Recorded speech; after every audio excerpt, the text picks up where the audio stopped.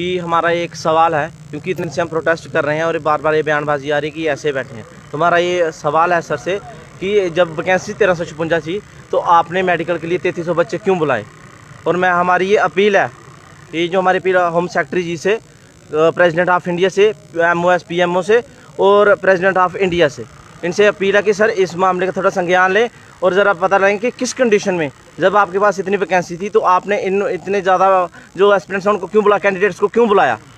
और मैं ये अपील जो हमारे शो कॉल जी हैं उनसे ये रिक्वेस्ट करूँगा कि सर हमारा जो मुद्दा है इस मुद्दे को JP नड्डा जी के पास लेकर जाएँ ताकि ये हाई लेवल तक मुद्दा जाए। और गवर्नर साहब से भी मेरी अपील है कि सर प्लीज़ आप भी हमारे इशू का संज्ञान लें और इनको राष्ट्रपति तक लेकर जाएं ताकि जो हमारा इशू में ये गड़बड़ी हुई है इसका पता लग सके कि क्यों हमारे जो हमारा ये अभी मेडिकल हुआ था इस पर इतने बंदे क्यों बुलाए गए, क्या कंडीशन और क्या प्रेशराइज था उन्होंने इतने बंदे बुलाए। और आगे की बात है जो मेरे भाई साहब करेंगे। अजय चौधरी जी। नमस्कार सर।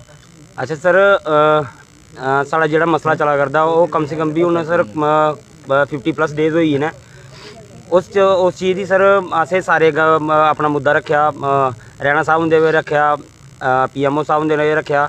लेकिन कल एक उन्हें पार्लियामेंट एक उन्हें बयान दिता है एक छोटा जहा कि जेडे इतने BSF CSF के इतने धरना दिया करते हैं उनके लिए नवी रिक्रूटमेंट की जा। सर असें नवी रिक्रूटमेंट नहीं चाहिए है। अस जो फिजिकल मैडिकल और रिटन क्वालीफाई किया असें उस चीज़ लिए सर वो किया कोई नवी रिक्रूटमेंट लिए नहीं। अस इन्हें सनाना चाहते कि सिर्फ उस चीज़ के बारे गल करा करो ना, तो साढ़े कोल आते नहीं हैं, तो सिर्फ अपने दफ्तर बिचा जी इन्फॉर्मेशन मिली होंगी है उसी जी है। सर पार्लियामेंट सर बड़े चिर बाद मौका मिलता सर बोलने का, लेकिन अपने यूथ के बारे कम से कम सोचना चाहिए। उत्थे सिर्फ इन्नी बयानबाजी करते सर इन्हें कि इन्हें 1556 साढ़ा फिट होया उस बारे सर इन्हें गल नहीं की। CSF BSF CRP सर कुत्थों आई है, साढ़ा मसला है BSF CSF का, लेकिन उत्थे CRPF का भी इन्हें जिक्र कर लिया। उस चीज़ उपर नहीं आई जो चीज़ लिया असीं 52 दिन हुई है बैठे थे। अस उन्हें सनाना चाहते हैं कि जिसलै भी गल करनी है जनाब साढ़े जो अस 52 दिन हुई बैठे उस चीज़ के बारे गल करो ना। लेकिन वो अपनी जरा सर साढ़ा मुद्दा उस मुद्दे को सर बिल्कुल अलग हुई है सर गल करते हैं। और अस उन्हें सनाना चाहते हैं कि साढ़े मुद्दे पर आनिए गल करो और ये मत सोचो कि भला जेड़ा पुराना वर्का उसी अस बंद करी ओड़गे, नवा वर्का उसी अस लाई ओड़गे। जनाब वो नवा वर्का नहीं लगना जे अस तुंदे दफ्तर दा बाहर बैठे दे हाँ। बिल्कुल साढ़े पर ध्यान दिता जा, ये मत सोचे कि असें हूँ तुसें उत्थे बयानबाजी करी अस घर चली जागे, मरना मंजूर है, लेकिन असें अपना कित्थों लिए जाना ही जाना है। जय हिंद।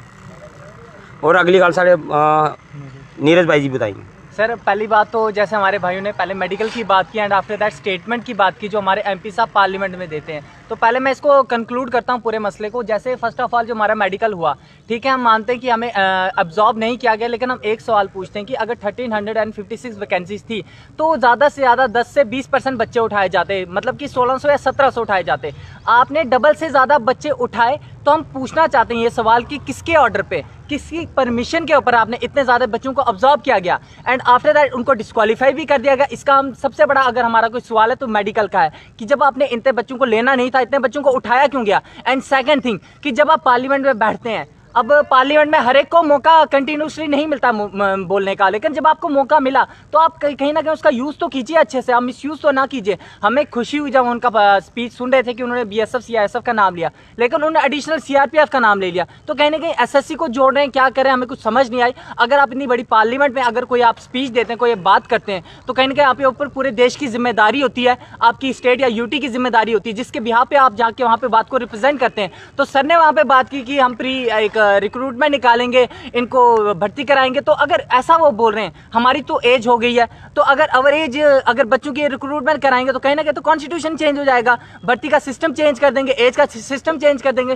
तो मैं उनसे पूछना चाहता हूँ कि आप ये करोगे। हमारी तो सिंपल सी डिमांड थी कि जब वैकेंसीज आपके पास इतनी पड़ी हैं, इतने बच्चे आपके पास ट्रेनिंग सेंटर्स वैकेंट पड़े हैं, IG वहाँ से आपको लिख के दे रहे हैं कि आप इन बच्चों को ऑब्जर्व कीजिए, मैं इनको लेना चाहता हूँ, तो आप क्यों ये रिक्रूटमेंट का एक ड्रामा क्रिएट कर रहे हैं। अगर आप इतने बड़े पद पे, इतने बड़ी पोजीशन पे बैठे, अगर आपको, मैं मानता हूँ आपको इस केस की स्टडी नहीं किया आपने, जो कि बहुत गलत बात है। अगर आप इतने बड़े रैंक पे बैठे हैं, आपको उस केस की स्टडी करनी चाहिए। आपको अपने केंद्र शासित राज्य जो भी है उसका पता होना चाहिए कि वहाँ पे छोटी छोटी चीज़ क्या हो रही है। आप बोलते हैं कभी मुझे पता नहीं, और अगर आपने वहाँ पे बात की, अगर आपको स्क्रिप्ट भी लिख के दी गई थी कि आपने ये बातें बोलनी है, कम से कम उसे एक बार रीड आउट कीजिए, पढ़िए कि इसमें जो लिखा है वो सही है गलत है, डेटा जो है ठीक है गलत है। आप वहाँ पे बोलते हैं एक रिक्रूटमेंट कराएंगे, करेंगे। हम यहाँ पे किस चीज़ के लिए आए? हम रिक्रूटमेंट के लिए नहीं आए हैं। बच्चे अवरेज हो गए, चले मानते हैं अगर आपने रिक्रूटमेंट करवाई, क्या आपको लगता है सारे बच्चे पास हो जाएंगे? आप एक बार MLA बनते, MP बनते, हम भी दोबारा भर्ती दे देंगे। मेरा सिर्फ एक सरकार से मुद्दा है, हमारे जुगल किशोर जी हो गया, जो भी MP जो भी उन्होंने वहाँ पे भाषण दिया, मैं उनसे सिर्फ एक बात बोलता हूँ कि अगर आप चाहते हैं कि बच्चों की दोबारा से भर्ती करवाई जाए, जो भी अगर हमारी दोबारा से कराएंगे निकलेंगे तो ठीक है, नहीं तो नहीं।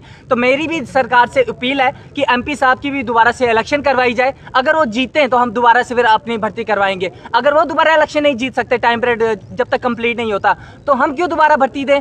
हमने भी तो एक बार क्वालिफाई किया ना, हम भी तो एक तरह से जीते हैं, हमने भी एक ऑब्जर्व किया अपनी भर्ती को, एक ज्वाइनिंग हमें चाहिए।